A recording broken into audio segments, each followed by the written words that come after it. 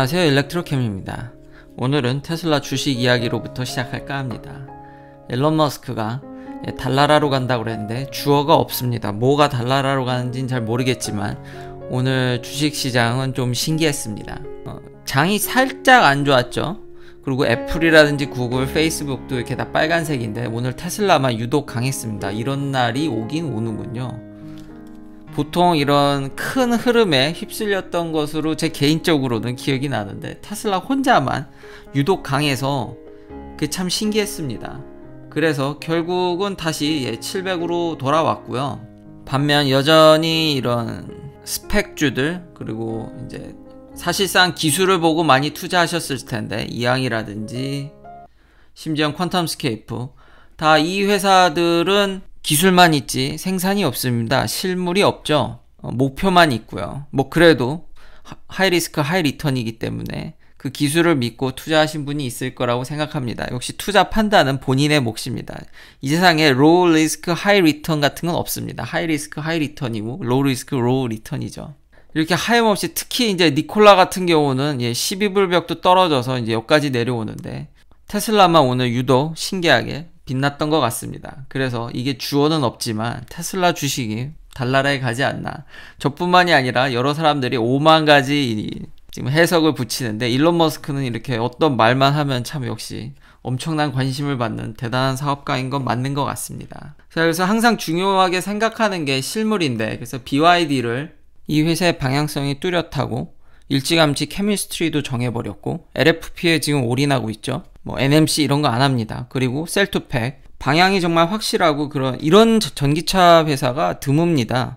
기존의 많은 내연기관 회사들은 뭐가 될지 모르니까 아까 니콜라 같은 GM이 이제 도와주고 있다라든지 현대자동차도 마찬가지고요. 뭐가 될지 모르니까 다 간만 보고 있지 이걸 전사적으로 열심히 이걸 전환하려는 의지는 그렇게 딱히 보이지가 않습니다. 우리가 내일의 주식을 예측하기 힘들듯이 어떻게 될지 모르는 게 주식이죠. 그것처럼 내연기관 회사들도 지금 자기가 전기차로 바뀌는 타이밍을 놓쳐서 아예 못 넘어갈 수도 있지 않을까. 이 구조적인 문제들 때문에 제가 계속 이야기하는 그 타이밍은 누구도 모르거든요. 그러니까 빨리 회사의 어떤 이런 방향성을 정하고 확실한 이런 노선과 캐릭터를 보여주는 게 투자자들이라든지 이런 시장에서도 그래야 좀 더 좋은 평가를 받지 않을까. 이거 다 개인적인 생각입니다.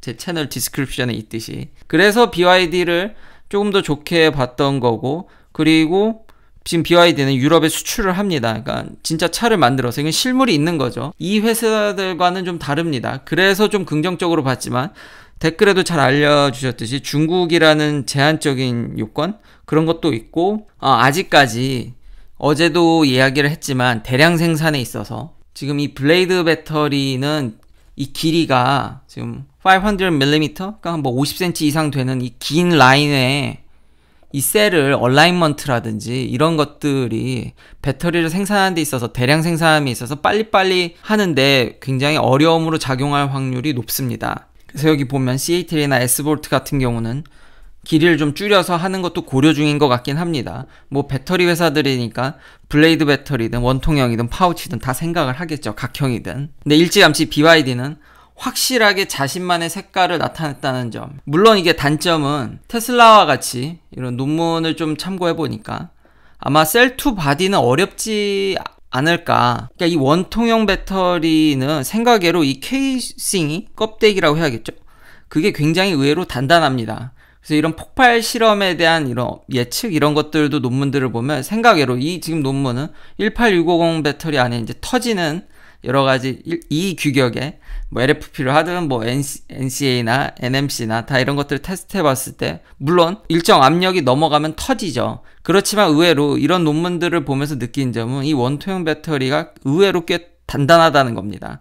그래서 테슬라가 하는 그런 구조 배터리, 스트럭처럴 배터리, 이 배터리 자체를 지지대로 써서 이렇게 셀2 바디로 하는 게 그러니까 원통형이니까 가능하지 않을까. 지금 이 BYD의 이런 블레이드 배터리는 이게 아마 용접을 해서 만들 것 같은데 이런 긴 케이스를 하나의 이런 철판 구조로부터 살살살 밀어서 아주 강력하게 내부적으로 프레셔를 강하게 만들 수 있나? 라는 생각이 좀 들긴 했습니다. 그래서 아마 이걸 좀 붙이지 않을까 생각하는데, 이러면은 이런 좀 약한 구조로 여기 이런 아무리 케이스 이런 구조대들이 있다고는 하지만 구조 배터리를 할 수 있을까라는 좀 의문이 들었습니다. 현재 그래서 LFP는 셀 투 바디까진 못 가고 셀 투 팩이 맥시멈이지 않을까. 참고로 어제도 이야기했지만 생각외로 배터리 팩 내에 배터리 매니지먼트 시스템, 뭐 쿨런트 이런 것들이 굉장히 많이 들어갑니다. 그래서 배터리 팩 안에 셀이 보통은 반밖에 차지하지 않습니다. 근데 BYD의 셀 투 바디는 거의 지금 목표가 거의 80%가 목표죠. 지금 한 70% 이상 오는 것 같긴 한데, 이렇게 해서 떨어지는 퍼포먼스를 만회하려고 하는 겁니다. 그러다 보니까 이런 워런 버핏도 심지어 GM보다도 더 많이 들고 있다라는 이런 얘기가 있죠. 그래서 이런 BYD의 좀 좋아 보이는 면과 테슬라 배터리와 비교했을 때 그런 좀 단점들, 구조 배터리까지는 쉽지 않을 것 같다라는 생각 정리해서 알려드렸고요. 절대로 좀 제가 BYD를 좀 이런 면들 때문에 좀 긍정적으로 얘기한 것 같긴 하지만 투자는 본인의 몫입니다. 저도 이게 항상 중국 주식들은 좀 겁이 나긴 합니다. 정보가 제한적이기 때문에. 그나마 유럽에 수출해서 제가 좀 실물들이 밖에서 나오니까 아마 제가 더 많은 관심을 갖게 되는 시점은 BYD가 진짜 미국에다가도 만약에 그렇긴 좀 쉽지 않겠지만 차를 판다든지 뭐 배터리가 진짜 본격적으로 물밀듯이 들어온다면은 더 제가 관심 있게 보지 않을까. 직접 이렇게 보기 전까지는 조심해야 되는 생각을 버리기는 어려울 것 같습니다. 여튼 이런 정보들이 있으니 잘 판단하시길 바라겠습니다. 그리고 이 배터리 쪽 소식이 또 하나 나왔는데요. 그전에는 이게 소문으로만 알려졌었는데 한국에서는 거의 기정사실화 같이 보도가 됐었지만 그때 당시 삼성 SDI가 리비안과 둘 다 이걸 거부했던 기사가 예전에 생각이 납니다. 이런 루머가 돌았는데 두 회사 다 아니라고 했는데 결국은 삼성 SDI가 리비안의 파트너가 됐습니다. 정말 좋은 일이죠. 그렇지만 궁금한 점은 리비안은 이미 배터리 이 아키텍처를 공개를 했습니다. 2170 현재 테슬라가 모델 3와 모델 Y에 쓰고 있는 2170 배터리를 쓰고 있고요. 그리고 나름 여기서도 머리를 되게 짜내서 어떻게 해서든지 그 팩 안에 셀을 더 많이 넣기 위해서 에너지 덴시티를 올리기 위해서 이런 중간에 쿨런트가 흐르는 판을 이제 깔아서 최대한 이 부피를 좀 줄여보려고 하는 거죠. 이런 구조를 통해서 이미 리비안은 이야기를 하고 있고 프로토타입도 많이 만들고 있고 배터리도 어느 정도 자체적으로 테스트하는 걸로 공개를 했는데 삼성 SDI는 제가 알기론 각형을 위주로 이렇게 밀고 있는데 결국 삼성 SDI도 LG화학처럼 LG화학의 원래 주력 커나 이런 것들은 파우치인데 이 원통형 실린더리컬을 좀 생각하듯이 삼성 역시도 지금 실린더리컬로 오는 게 아닌가. 결국은 테슬라가 이런 주도하는 결국 원통형 배터리가 결국 큰 축을 차지하는 거는 변함이 없지 않나 라는 생각도 조심스럽게, 이건 추측입니다. 그리고 더 궁금한 거는 삼성은 기존의 LG나 SK와 달리 그래도 어느 정도 배터리에 대해서 마진을 확보해 가면서 시장을 확장시킨 걸로 기억을 하는데 과연 아무리 리비안이 투자금이 많다고는 하지만 과연 얼마의 삼성 SDI와 계약을 했을까? 혹은 삼성이 어쩔 수 없이 이런 배터리가 확장되는 국면에 이러다가 우리도 시장 점유율이 늦춰지겠다는 생각에 좀 가격을 낮췄는지 그런 면들도 추후 굉장히 눈여겨봐야 될 점인 것 같습니다. 여튼 이런 삼성 SDI도 정말 훌륭한, 물론 제품이 나와봐야 알겠지만 이렇게 파트너십을 맺는 모습은 좀 좋아 보이고요. 마지막으로 구독자님이 저는 이 테슬라의 자율주행 FSD에 대해서는 좀 부정적으로 생각을 하죠. 그리고 제가 초기에 이 채널 아주 초기요 보면은 테슬라에 대해서 좀 비판적인 면이 많았습니다. 근데 지금은 완전히 테슬라로 바뀌었죠. 바뀐 이유가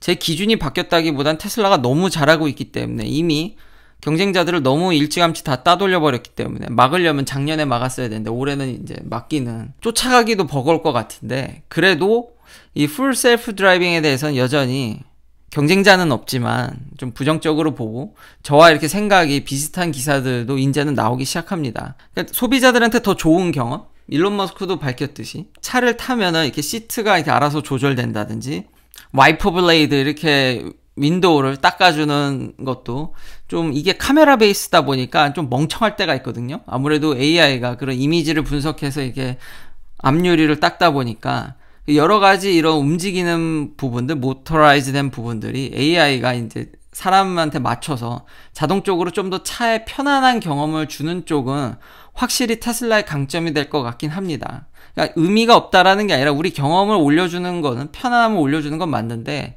완전 FSD에 대해서는 저도 이 기사와 지금 어제자로 바로 올라온 이 기사하고 의견이 많이 동의를 합니다. 그렇지만 점점 차가 발전하고 있는 건 사실입니다. 그리고 풀 셀프 드라이빙이 언제 될 거냐, 그걸 알면 제가 엄청난 부자가 되겠죠.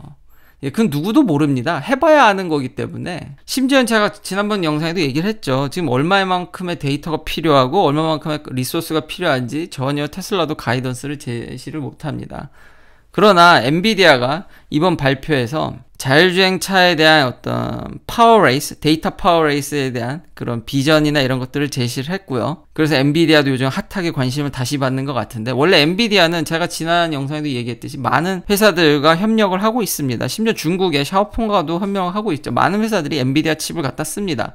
엔비디아는 그때 당시에는 모빌아이가 목표인 것 같은데, 역시 엔비디아의 꿈은 최근에 ARM을 임수하더니 훨씬 더 높이가 있는 것 같습니다. 이제 볼보랑도 협약을 하고 있고요. 그래서 본격적으로 더 이제 강력한 파워와 컴퓨테이션 파워와 데이터를 부어서 언제 하겠냐, 그게 제일 중요하죠. 2025년쯤, 2025년, 이게 작년에도 계속 많은 전문가들이 이야기하던 2025년, 2025년에 정말 먼 일이 터질 것 같긴 한데, 그때쯤으로 생각하는 것 같긴 합니다. 이런 자율주행들이나 이런 것들이 잘 보급되면 좋겠는데, 이건 누구도 아직 모릅니다. 저도 모르겠고요. 그러나 지금 다른 회사들 이야기로는 2025년을 타겟팅하는 것 같긴 합니다. 물론 그 전에 여러 가지 테스트하는 회사들, 최근에는 지금 도미노 피자와 손을 잡고 뉴로가 드디어 피자를 딜리버리하기 시작했습니다. 휴스턴 지역 한정인데요. 이런 서비스들, 테스트들은 미국 전역에서 일어나고 있습니다. 그러니까 이런 것들이 점점 늘어가기 때문에 좀 더 일찍 보실 수도 있지만, 웨이모 같이 이게 하다가 별 실효성이 없다라든지 재정적 문제, 여러 가지 다른 문제들도 있기 때문에 좀 더 본격적으로 확대되는 거는 정말 한 2025년이 되지 않을까. 그리고 GM 크루즈 역시 2023년부터 이 로보택시를 두바이에 이제는 이제 미국 바깥이죠. 인터내셔널리 한다고 하는데, 기사를 또 읽어보면 다가 아니라 상당량 그래도 의미 있게 퍼질 것은 2030년이라고도 이야기를 하고 있습니다. 정말 GM은 안 하는 게 없는데요. 수소차부터 자율주행, 전기차도 하죠.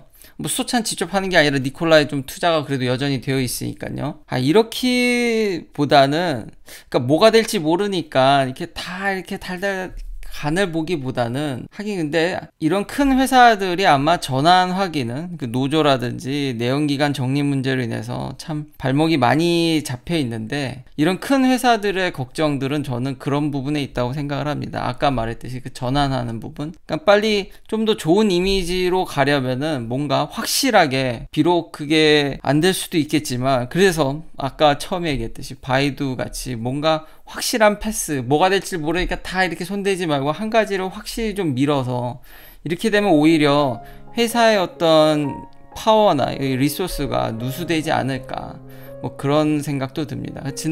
종합적으로 기사들을 이렇게 봤을 때 대부분 2025년, 뭐 심지어는 어느 정도 차지하는데 2030년이라고 얘기는 하고 있지만, 여러 테스트는 진행되고 있다. 그래서 미국에 계시면 보는 거는, 혹은 두바이에 계시면 일찍 볼 수도 있겠지만, 본격적인 거는 엔비디아의 그런 칩을 봐서도 그렇고 2025년쯤 되지 않을까, 어느 정도 성과가 나지 않을까라는 생각이 들긴 합니다. 긴 영상 시청해 주셔서 감사합니다. 내일도 테슬라 관련 이야기로 찾아뵙겠습니다.